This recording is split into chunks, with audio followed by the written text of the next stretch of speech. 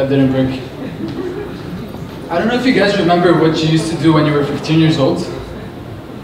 I don't, but I'm pretty sure I wasn't building e-commerce stores. That's for sure.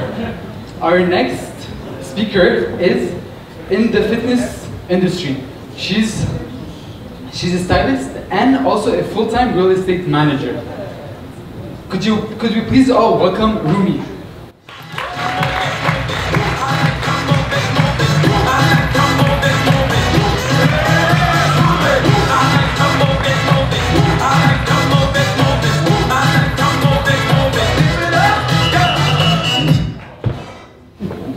Bonjour à tous et à toutes, je suis vraiment contente d'être parmi vous ce soir et je voulais dire merci à Hugo et Antoine pour l'invitation.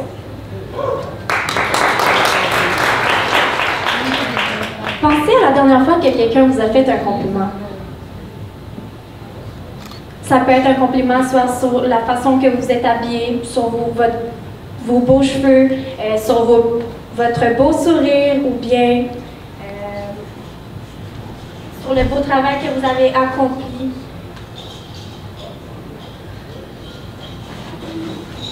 Comment vous vous êtes senti quand vous avez reçu un compliment? Prenez le temps d'y penser. Prenez 5 secondes en ce moment, on va tous le prendre en même temps et on va se donner un compliment à nous-mêmes. Quand on prend tout le temps, 5 secondes, excuse-moi, on prend le temps de se donner un compliment. Comment on se sent? On se sent bien, on se sent apprécié, on a plus de confiance en soi, right?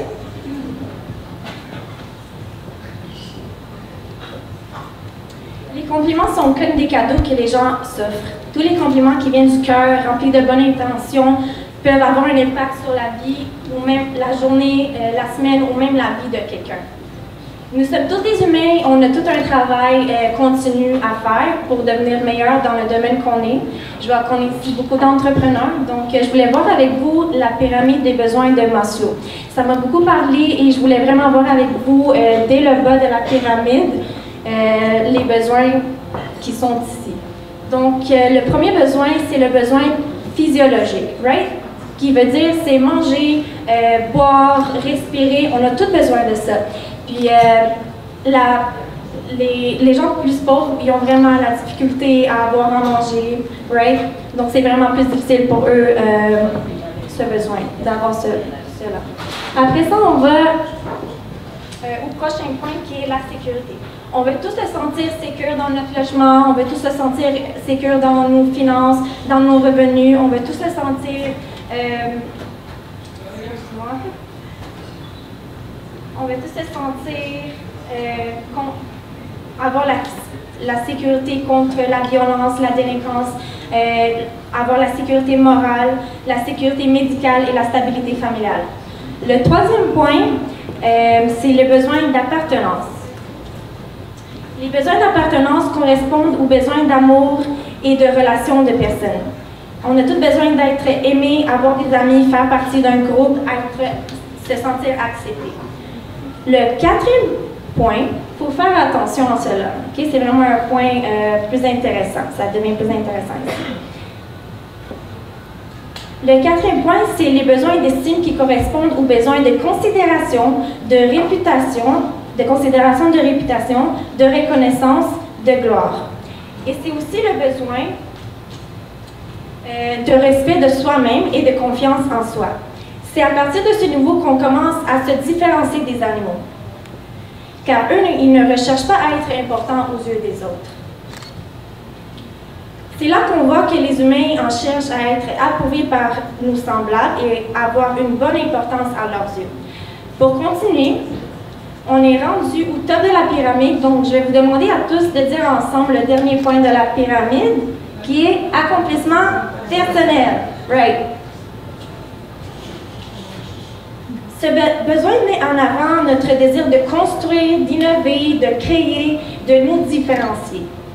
On cherche souvent à réussir ce que l'on entreprend pour pouvoir se sentir important et pour obtenir la reconnaissance aux yeux des autres. Ce besoin d'accomplissement est d'ailleurs également absent chez les animaux.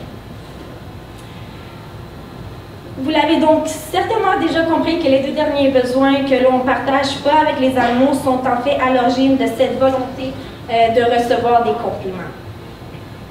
Quoi de plus appréciable que de recevoir l'approbation d'une personne sur ce que nous entreprenons ou sur ce que nous avons entrepris? Il ne faut jamais négliger le pouvoir qui réside dans le fait de donner son approbation. Les gens, qu'ils soient politiciens, stars de télévision, entrepreneurs, mannequins, quoi que ce soit, n'importe quel domaine, ils demanderaient toujours à ce que l'on apprécie ce qu'ils font, à condition que cela soit sincère et bien du cœur. Ici, je voulais juste faire une petite parenthèse. Il faut vraiment faire attention au type de flatterie qu'on donne. Right? Il faut faire attention à ça parce que, par exemple, si on complimente une personne sur le fait qu'elle soit grande, comme moi, ce n'est pas du tout un compliment. Mais si ça peut être un aspect positif de son apparence, la personne n'a pas eu aucun mérite dans cela. Donc, pourrait-elle vous répondre « Ah, merci, j'ai tellement travaillé fort pour ça. » Non. En revanche, féliciter quelqu'un pour ses études, pour un travail bien fait sur son ensemble vestimentaire ou toute autre réalisation, cela va mettre en valeur le mérite de la personne en question. Elle va se sentir récompensée pour ses efforts, du coup, cela nourrit son besoin d'importance. Donc, ne perdez jamais de vue à quel point les gens cherchent à avoir l'importance des autres humains. Profitez de cela pour socialiser au maximum. Quand j'étais jeune, j'ai lu un livre qui s'appelle Pollyanna, et l'histoire de ce livre-là, c'est une petite fille avec son père. Ils étaient très, très pauvres. Son père n'avait même pas d'argent, souvent, à lui donner à manger à sa petite fille. Puis, à un moment donné, pour le Noël, il y avait des missionnaires qui lui ont fait une boîte avec un cadeau dedans. Et qu'est-ce qu'il y avait dans cette boîte-là? C'était des béquilles, OK? La fille, par exemple, elle voulait vraiment avoir une poupée. Mais ce qu'elle a eu, c'était des béquilles. Donc, à ce moment-là, son père, pour l'encourager, il lui a dit « faut toujours que tu trouves le côté positif des choses. Et il faut toujours que tu...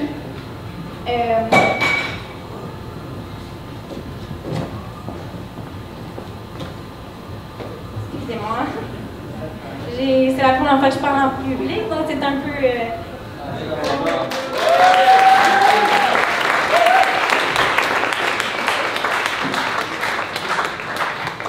Donc, son père lui a appris comment regarder le bon côté des choses et comment se réjouir des béquilles, car elle n'avait pas besoin de les utiliser. Donc, il lui a dit, écoute, tu n'as pas besoin de béquilles, au moins sois heureuse que tu n'as pas besoin de les utiliser.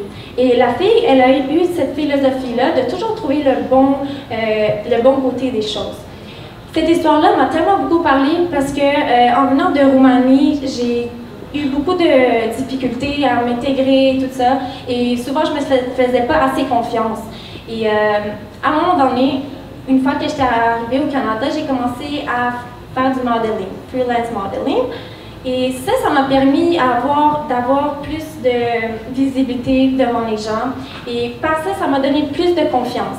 Après ça, les gens aimaient beaucoup mon style, la façon dont je m'habillais. Donc, ils m'ont tous donné des beaux commentaires comme quoi tu devrais commencer à être styliste. Donc, j'ai pris leurs commentaires et je les ai vraiment pris en considération et je suis devenue styliste.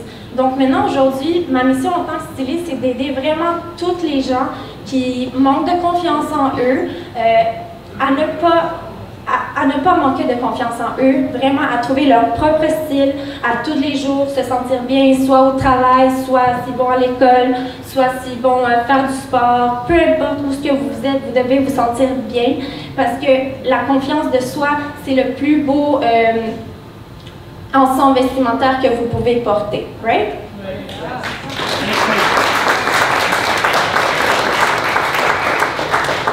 Et je voulais juste vraiment vous faire un petit résumé sur ma vie. En fait, j'ai 22 ans.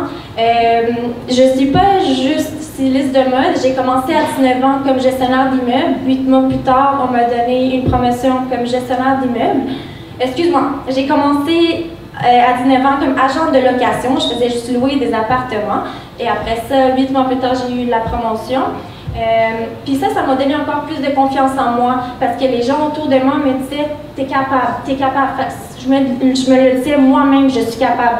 Et comme vous tous ici, vous êtes toutes capables et vous êtes toutes bons dans quelque chose. Donc, il ne faut jamais oublier cela. Et vraiment, juste pour finir, je voulais finir avec un quote de Pharrell Williams. Vous le connaissez tous, right? Fashion has to reflect who you are, what you feel at the moment, and where you're going. It doesn't have to be bright, doesn't have to be loud, just has to be you. Donc, soyez vous-même avec confiance.